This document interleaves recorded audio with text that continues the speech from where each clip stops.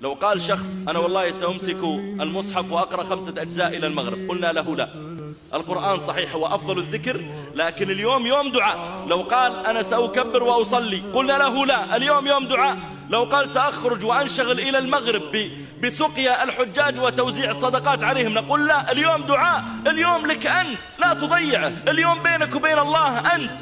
طلع أسرارك لله، طلع شجونك ومصائبك ومشاكلك، فضفض بها إلى ربك، ادعو الله وأنت موقن بالإجابة، إنك تتعامل مع رب غني. إذا أمر لك بالعطاء فلا أحد يملك أن يقول لا، إذا أمر لك بالمغفرة ما أحد يستطيع أن يرد مغفرته، إذا أمر لك بالإحسان إليك والشفاء والرحمة فوالله لا قابض لما أعطى ولا معطي لما منع.